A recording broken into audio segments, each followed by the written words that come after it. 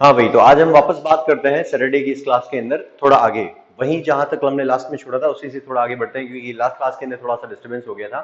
तो इस वजह से मैंने सोचा कि अगली क्लास के अंदर पूरी इन्फॉर्मेशन प्रोवाइड करवाई जाए। तो हम बात कर रहे थे पोलर डाइलेक्ट्रिक मटेरियल के ऊपर। और पोलर डाइलेक्ट्रिक मटेरियल बेसिकली क्या होता है, मैंने आपको बताया कि यूजुअली ये मटेरियल क्या करते हैं, इन absence of external electric field, इनका मॉलिक्यूलर जो स्ट्रक्चर होता है वो कुछ ऐसा होता है कि वो बिल्कुल पोलराइज्ड होते हैं, ऑलरेडी पहले से पोलराइज्ड होते हैं। मतलब एक मॉलिक्यूल के जो दो एटम होंगे उनके ऊपर अपोजिट पोलैरिटी होगी, और उस पोलैरिटी की वजह से ये सारे के सारे क्या होंगे, बिखरे हुए रहेंगे। कुछ इस तरीके से बिखरे हुए रहते हैं जैसे जैसे इनका net electric dipole moment automatically कैसा रहे, जीरो रहे, और नेट इलेक्ट्रिक फील्ड भी अंदर का कैसा रहे, जीरो रहे। इलेक्ट्रिक फील्ड और डाइपोल मोमेंट दोनों की डायरेक्शन एक दूसरे के अपोजिट होती है। इलेक्ट्रिक फील्ड की डायरेक्शन पॉजिटिव टू नेगेटिव, और नेट इलेक्ट्रिक डाइपोल मोमेंट की डायरेक्शन जो होती है वो नेगेटिव टू पॉजिटिव होती है। दोनों जो है एक जीरो जीरो क्वांटिटी के अंदर पाए जाएंगे। अब अगली बात करते हैं, जैसे ही हम लोग एक्सटर्नल इलेक्ट्रिक फील्ड अप्लाई करेंगे, अंदर के सारे जितने भी मॉलिक्यूल्स थे वो सारे रीअरेंज्ड होते हैं, रीशफल करते हैं, तुरंत अपने आप को अलाइन करते हैं और यूनिफॉर्मली एक साथ एक जगह पे अलाइन हो जाएंगे। इसके इस अलाइनमेंट की वजह से क्या होगा, अंदर एक नया इलेक्ट्रिक फील्ड प्रोड्यूस होगा, और साथ ही साथ अंदर एक नया डाइपोल मोमेंट भी प्रोड्यूस होगा, जो जो कि पहले कितना इलेक्ट्रिक डाइपोल मोमेंट था, जीरो था, उसके बराबर रखने के लिए अंदर ये प्रोड्यूस हुआ। क्लियर? तो इसकी इसकी वजह से ये मटेरियल क्या करते हैं, मैंने आपको पिछली क्लास में भी ये बात बताई कि ये मटेरियल बेसिकली क्या काम करते हैं, इलेक्ट्रिक फील्ड को कम कर देते हैं, आसपास के इलेक्ट्रिक फील्ड को भी रिड्यूस कर देते हैं। ठीक है, इनके प्रीमाइस में मतलब इनकी कुछ रेंज होती है, उस रेंज के अंदर ही इलेक्ट्रिक फील्ड को रिड्यूस कर देंगे, उनको एब्जॉर्ब कर लेंगे। इसीलिए हम लोग कहते हैं कि मीडियम के अंदर इलेक्ट्रोस्टैटिक फोर्स भी कम हो जाता है और इलेक्ट्रिक फील्ड भी कम हो जाता है, क्योंकि फील्ड लाइंस को ये क्या करते हैं, एब्जॉर्ब कर लेते हैं। ठीक, अब होगा क्या कि ये जो इलेक्ट्रिक फील्ड इन्होंने एब्जॉर्ब किया उसकी वजह से नेट इलेक्ट्रिक डाइपोल मोमेंट भी अंदर का कुछ बन गया। ठीक है, और साथ ही साथ इलेक्ट्रिक फील्ड भी जो है वो रिड्यूस हो गया पास का। ठीक, ये मटेरियल नेचर में पाए भी जाते हैं। ठीक है, जैसे एग्जांपल के तौर पे H प्लस OH माइनस एक अच्छा इंसुलेटर है, यानी कि अच्छा डाइलेक्ट्रिक सब्सटेंस भी है, और साथ साथ में इसको हम लोग पोलर डाइलेक्ट्रिक मटेरियल भी कहते हैं। ठीक है, ये एक अच्छा पोलर डाइलेक्ट्रिक मटेरियल। NaCl को नहीं कह सकते आप, NaCl को इसलिए नहीं कह सकते क्योंकि वो मटेरियल जो है बेसिकली, इसके एक दो और एग्जांपल हम लोग देख लेते हैं, बुक के अंदर दिए हुए हैं आपके। तो let me see these examples also. हाँ, जैसे H2O है, ये पोलर के अंदर ही गिना जाएगा आपका, और इसके अलावा जो है HCl जो है ये भी आपका गिना जाएगा पोलर डाइलेक्ट्रिक मटेरियल के अंदर। ये जो H2O है उसके अंदर एक यहाँ पे आपके पास एक ऑक्सीजन एटम और नीचे जो है दो हाइड्रोजन एटम जो है आपके इस तरीके से अरेंज रहेंगे इसके अंदर। ठीक है, इसी तरीके से इसके अंदर क्या होगा, एक HCl मॉलिक्यूल जो है उसके अंदर एक क्लोरीन का बड़ा सा एटम यहाँ अरेंज होगा, Cl माइनस, और पास में एक हाइड्रोजन का छोटा सा एटम H प्लस यहाँ पे। तो यहाँ पे इस तरीके से ये O2 और ये H प्लस और ये H प्लस, इस तरीके से ये भी अरेंज रहेंगे। तो अल्टीमेटली ये सारे के सारे मटेरियल जो है ये कैसे हैं, पोलर डाइलेक्ट्रिक मटेरियल है। HCl हुआ, MgCl हुआ, ये सारे के सारे अपने आप में पोलर डाइलेक्ट्रिक मटेरियल है। ये क्या करेंगे, इलेक्ट्रिक फील्ड को रिड्यूस करने की क्षमता रखते हैं, इलेक्ट्रिक फील्ड को एब्जॉर्ब करने की क्षमता ये रखते हैं। तो अब इसके अंदर आप क्या लिखेंगे, सबसे पहले पोलर डाइलेक्ट्रिक मटेरियल। तो पोलर डाइलेक्ट्रिक मटेरियल क्या होता है, दो सब्सटेंसेस विच है, ऐसा अच्छा इसका ऐसा जैसा लिखने की जरूरत नहीं है, मैं इसके नोट्स भी आपको प्रोवाइड करवाऊंगा। अब देखो पिछले कुछ चैप्टर्स के मैं नोट्स नहीं प्रोवाइड करवा पाया, लेकिन इलेक्ट्रिक पोटेंशियल के नोट्स आप लोगों को मिल जाएंगे। मैं टेलीग्राम के ऊपर वो डालने वाला हूँ नोट्स, और साथ साथ व्हाट्सएप के ऊपर भी डालूंगा, है ना। तो व्हाट्सएप और टेलीग्राम दोनों के ऊपर आपको नोट्स मिल जाएंगे, तो ग्रुप में आप लोग देखते रहिए, उसके नोट्स आपको इलेक्ट्रिक पोटेंशियल के नोट्स मिल जाएंगे। और रही बात और जो पिछले जो चैप्टर हैं उनके भी नोट्स, तो वो भी जल्द से जल्द में प्रोवाइड करवाऊंगा, पीसी में मुझे मिल जाएंगे वो नोट्स, मुझे एक बार देखना पड़ेगा। अब उसके बाद आगे बढ़ते हैं और बात करते हैं नॉन पोलर डाइलेक्ट्रिक मटेरियल की। देखिए नॉन पोलर डाइलेक्ट्रिक मटेरियल क्या होता है, चलिए इसको मिटाते हैं और बात करते हैं नॉन पोलर की। तो नॉन पोलर डाइलेक्ट्रिक मटेरियल कैसे होंगे, तो यहां सिर्फ हम लोगों को लिखना है इसके आगे नॉन, बाकी तो सब काम आसान ही है अपना। ठीक है, तो नॉन पोलर डाइलेक्ट्रिक मटेरियल, ठीक है, इसमें बेसिकली क्या होता है कि ये जो मटेरियल होते हैं इनके अंदर पोलराइज आपको स्ट्रक्चर नहीं दिखेगा, ये बिल्कुल भी पोलराइज नहीं दिखेंगे। होगा क्या कि बेसिकली एक ही मॉलिक्यूल के अंदर इनकी जो पॉजिटिव और नेगेटिव है वो सारे पॉजिटिव और नेगेटिव पोलर जो है पोल जो है वो एक दूसरे के अंदर ही कोइंसाइड करते हैं, और इस कोइंसिडेशन की वजह से आप नहीं पहचान पाते कि किसी मॉलिक्यूल के अंदर कौन सा पोल जो है नेगेटिव है और कौन सा पोल जो है वो पॉजिटिव है।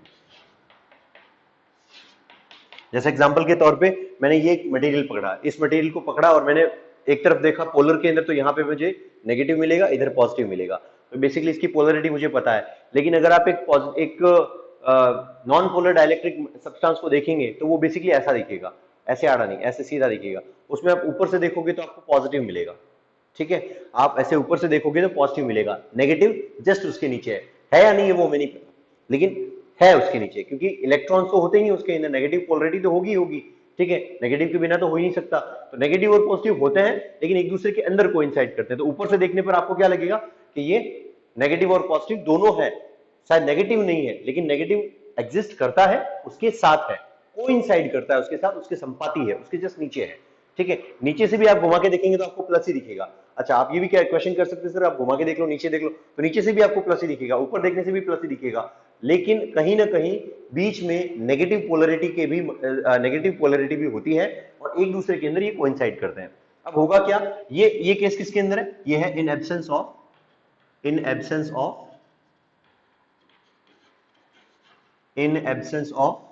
एक्सटर्नल इलेक्ट्रिक फील्ड, है ना, इन absence of external electric field. लेकिन जैसे ही आप इलेक्ट्रिक फील्ड अप्लाई करते हो उसके ऊपर, जैसे मैंने ये इलेक्ट्रिक फील्ड अप्लाई किया,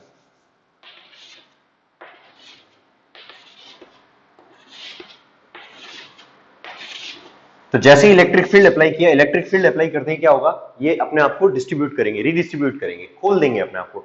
जैसे ही ओपन करेंगे अपने आप को, ओपन करके फिर से अपने आप को क्या करेंगे, अलाइन करेंगे, और अलाइन कुछ इस तरीके से करेंगे कि अंदर जो इलेक्ट्रिक फील्ड प्रोड्यूस होगा वो बाहर वाले इलेक्ट्रिक फील्ड को क्या करेगा, रिड्यूस कर देगा।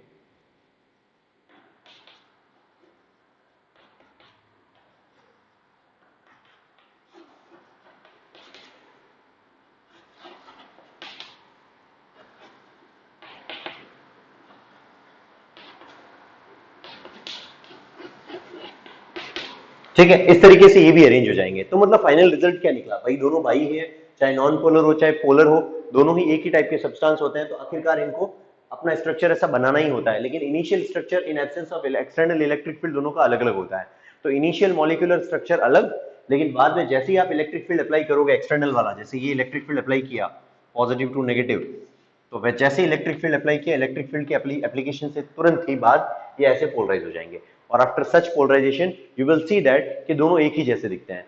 तो in presence of electric field दोनों एक जैसे ही दिखेंगे, लेकिन in absence of electric field दोनों अलग अलग दिखेंगे, दोनों के मॉलिक्यूलर स्ट्रक्चर डिफरेंट होंगे।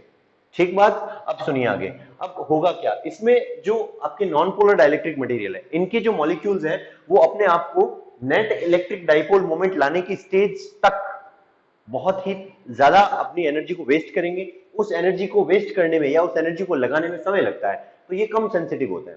मतलब जैसे ही आप एक्सटर्नल इलेक्ट्रिक फील्ड अप्लाई करोगे तो पहले क्या होगा, ये जो एक दूसरे के साथ कोइंसाइड्स है, इनके जो पोल्स एक दूसरे के अंदर कोइंसाइड्स है, वो पहले एक दूसरे को रिस्ट्रक्चर करेंगे, खोलने के बाद फिर से अलाइन करेंगे। तो अलाइन करने और खुलने में टाइम लगेगा, तो ये कम सेंसिटिव है।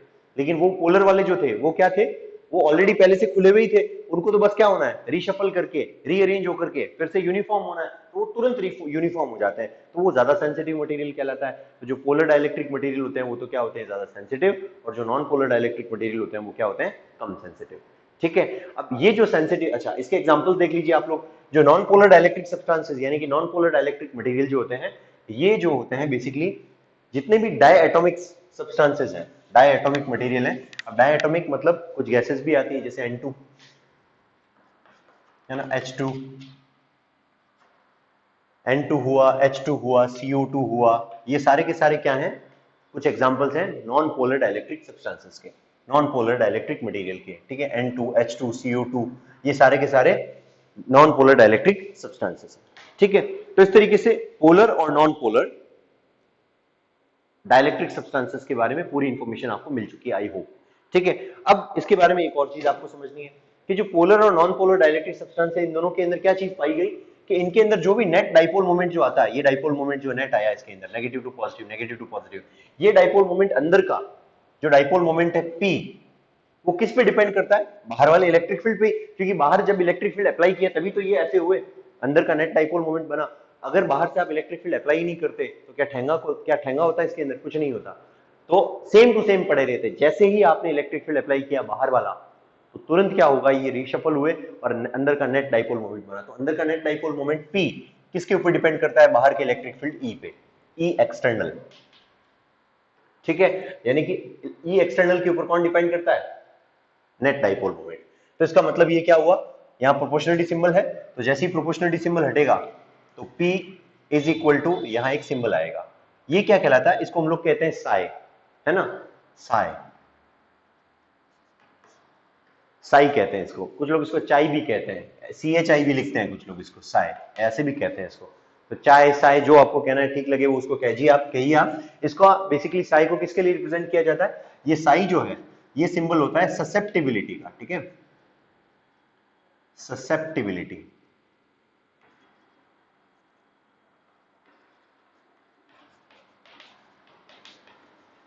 मतलब जो मटेरियल जितना ज्यादा ससेप्टिबल होता है वो उतना ही ज्यादा सेंसिटिव होता है, तुरंत इलेक्ट्रिक फील्ड को रिएक्ट करता है। तो पोलर ज्यादा ससेप्टिबल होंगे क्योंकि उनके अंदर देखो ससेप्टिबिलिटी क्या होती है, susceptibility is equal to net dipole moment divided by electric field. मतलब अगर कम इलेक्ट्रिक फील्ड के अंदर अगर ज्यादा डाइपोल मोमेंट बन जाता है तो वो मटेरियल उतना ही ज्यादा ससेप्टिबल होगा, यानी उसका साई उतना ही ज्यादा होगा, वो उतना ज्यादा सेंसिटिव होगा। तो जो मटेरियल का ससेप्टिबिलिटी ज्यादा होता है वो सेंसिटिव होता है, जो मटेरियल का ससेप्टिबिलिटी कम होता है वो कम सेंसिटिव होता है। तो ये थे आपके पोलर डाइलेक्ट्रिक मटेरियल और non polar dielectric material. Next class में अंदर हम लोग मिलते हैं और बात करते हैं इलेक्ट्रिकल कैपेसिटेंस के बारे में। तब तक के लिए अपना ध्यान रखिए और सभी नियमों का पालन कीजिए और कोरोना से बचाव कीजिए। वैसे मैं मास्क नहीं लगा रहा हूँ क्योंकि यहाँ पे कोई है नहीं इसलिए, ठीक है। तो आगे बढ़ते हैं और नेक्स्ट क्लास के अंदर हम लोग बात करेंगे इलेक्ट्रिकल कैपेसिटेंस के बारे में। Thank you.